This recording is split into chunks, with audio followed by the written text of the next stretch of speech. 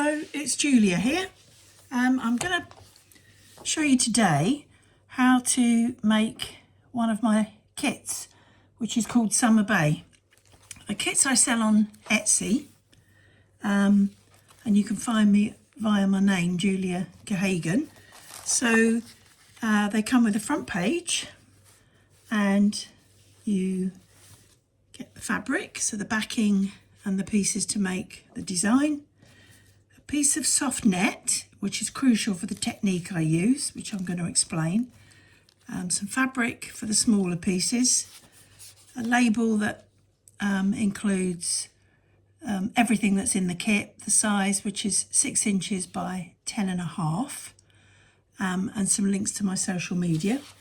And then you get a design sheet and a set of instructions. So the technique that I use to make my mini quilts is just so simple.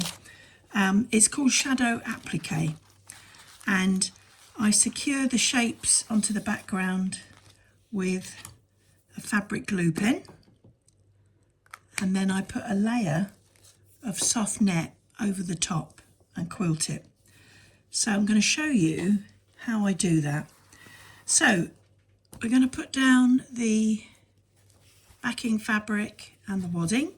So this one is this piece of wadding is slightly bigger, but always use the design sheet as the guide. So have that next to you as you're putting your design together. And you can also use the front page also gives you an idea on the placement of the different fabrics. So you start with the sky fabric and you lay that on the wadding. The wadding that I use is an ultra thin wadding, which is fabulous for mini quilts, and that's called Hobbs Thermal. It comes with all my kits, but I do sell it in small pieces if you wanted to experiment with it. So next we've got a piece for the sea. Now you can look on the design sheet and see that there is a slightly wavy line. So I'm actually going to do that now. I'm just going to cut a very gentle set of curves across the quilt. So it doesn't have to be exactly the same as on the design sheet, but you can see now just adds a little bit of movement into the quilt. The next piece is the sand strip, so I'm just going to trim off that little piece there. Everything is raw edges, so just handle gently. Now I'm just going to do a check to see that I am placing things in the right position. So looking good so far. So now we've got a green strip. Now you can see on the design sheet that it's got a little bit of a dip there. So again, I'm going to do just some free cutting. So I'm just going to cut a little bit of a dip there into the middle and back up again, so it makes like a little valley. So that one's going to go there. Next will be these two pieces of fabric. And when I provide it in the kits, I do generally lay things out in the order that they need to go to help you out. So this one I've already cut a little bit. Just going to maybe cut a little bit more of a slope down there. And then the floral piece, I want it to sit just here. So I'm just going to position that, and what I usually do is just do a little bit of a fold, so it helps me as a guide when I want to cut it. That one goes under there. The next piece is another dark green strip.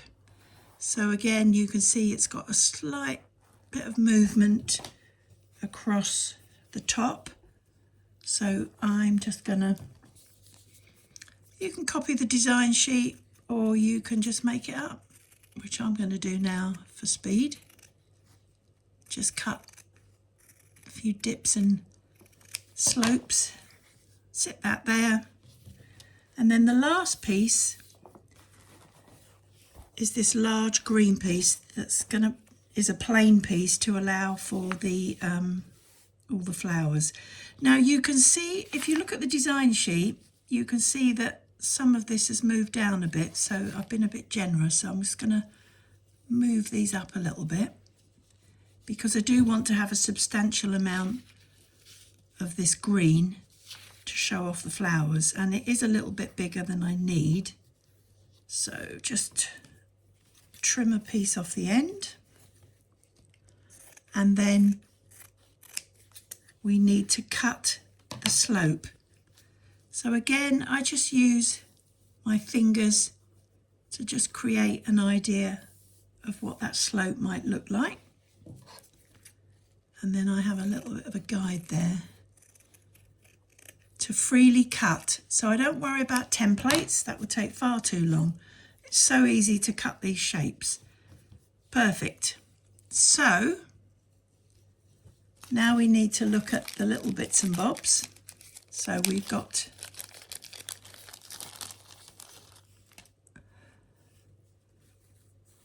white for the houses, and we've got a red roof on one, a little bit of yellow for a house, just so you can see, and then different shades of green to use as houses, and a bit of blue and yellow for the boat. So I am going to cut a few of those out. I'm not going to cut absolutely everything because I want the video to be fairly quick. I know how busy everybody is, and you want something that's a little bit of help to get you going without me rambling on too long.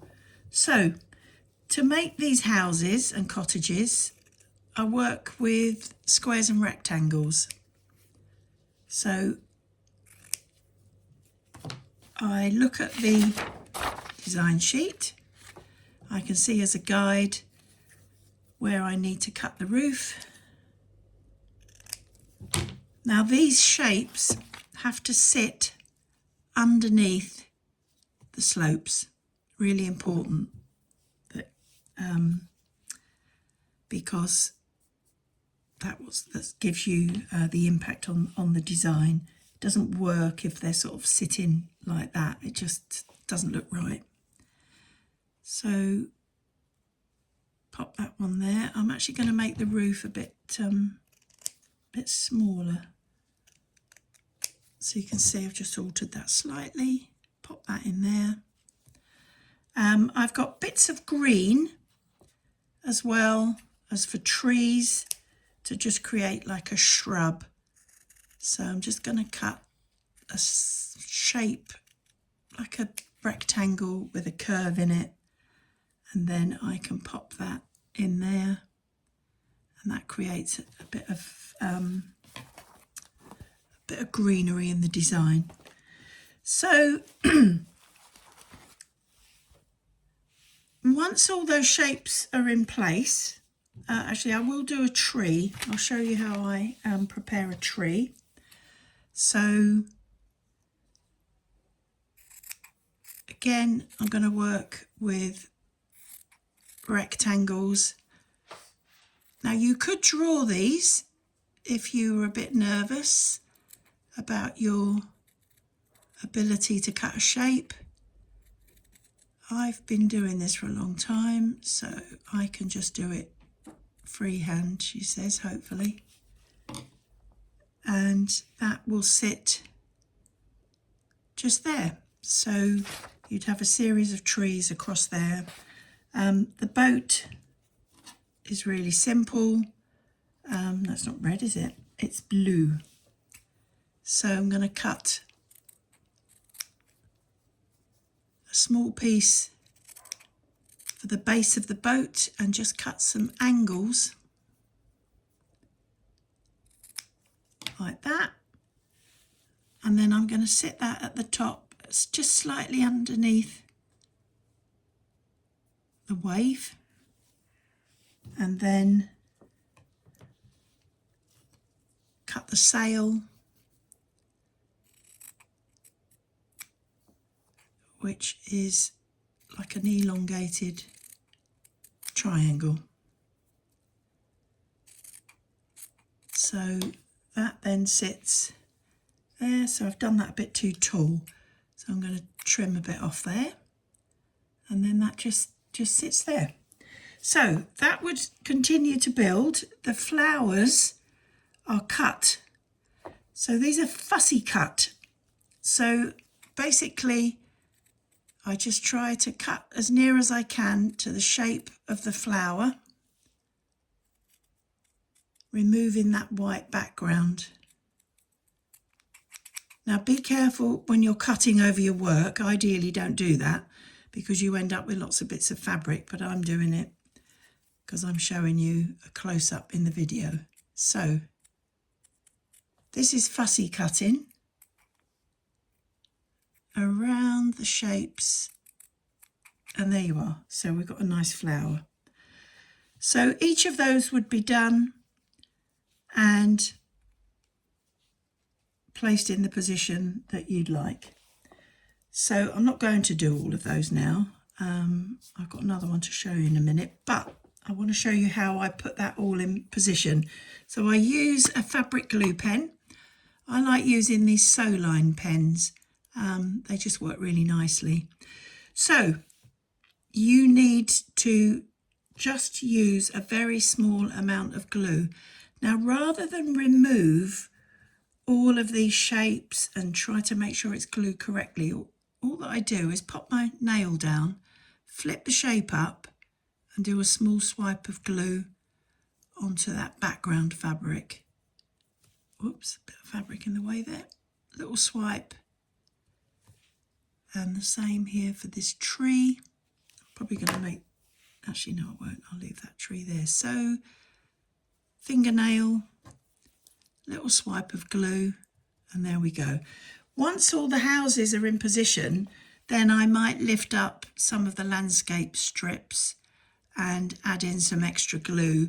So I'd probably, like for example the sand, put some glue on that sea strip, just small swipes of glue, and that holds it in position.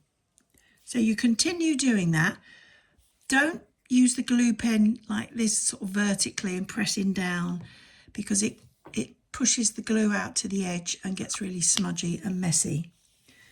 So once that's done, you take your piece of net, which is provided in the kit, and this is a polyester tulle, which is a very, very soft, transparent net, which goes over the top. This holds everything in place. So I've done a similar design. So I've glued all the flowers down, and on the original you can see that we've got some stems and I've cut some tiny little leaves. Those would be done by small rectangles, and then I would cut half circle one side, spin it round, and then sort of cut a curve on the other side so that you get a leaf shape. Very fiddly. When you put it in position, don't try and put glue on that because that is fiddly. Put the glue on the background and then put the leaf in position. So the net goes over the top. So I've done that here, and I'll just put a few pins to secure that. You've got your backing fabric on already, and then we quilt it. So the quilting can be as simple as wavy lines that just run through the whole design. So this little sample here, you can see that I've just done some slightly curved light green rows of straight stitch to match this green background. I've done the same here across the landscape. I do a lot of free motion quilting, so you can see in the sky and on the hills. I've used that where you lower the feed dogs on your machine and you move the quilt to create this meandering. Not everybody can do that, so this concept of using rows of straight stitch is very simple. And I've got another little sample here of a little spring design, and I've literally done the wavy lines across the whole design. So you almost have to forget what's underneath the net and just think that you're covering the whole of that quilt with rows of horizontal stitching, just a small straight stitch, so just slightly reduced from normal 2.5 to maybe sort of 2.3, but that is enough to hold it all in position. And then once you've done all that, you can add in extra effects. So I've done a row of decorative stitch across the sea. I've actually stitched across the landscape strips in a dark colour to make them really stand out, and I've done the branches for the trees. You don't have to add in these extra stitching around the shapes, but it does help the design to stand out. So you could do that with hand embroidery, but free machine embroidery is by far the quickest. So when it's finished, in your kit, you'll have 4 pieces of binding. And I do my binding in these 4 pieces because I find it to be much quicker than using the traditional method, which is a double fold, where you miter that corner to create that, which is a nice effect and very neat. But on a mini quilt, I find it to be bulky. So what I do is I stitch on the binding to each of the sides. So that's stitched on with a 1/4 inch seam allowance. I trim the edges so that it's exactly the same size as the quilt, so like on this little sample. And then I put the top and the bottom on, stitch across again with a 1/4 inch seam allowance, and then you have to fold this to the background, to the back, like you would with any quilt. Imagine that has been stitched on, and then with this, my technique, I just fold that to the back and then take that over, turn it under, and then I would hand stitch that in place so that you end up with your binding hand sewn on the back. It's very, very quick because you're going to just stitch it on the 2 sides, trim it, chop on the bottom, and the rest of it is done by hand to fold it under. So I have done a quick video today, so I wanted to be able to show you how to do this little kit, which is called Summer Bay. You can find it on my Etsy shop, so just look for my name, which is Julia Gahagan, and I've got a website as well, so you can see some of my other quilts, my little quilts. So hope that's been helpful, and thank you for watching.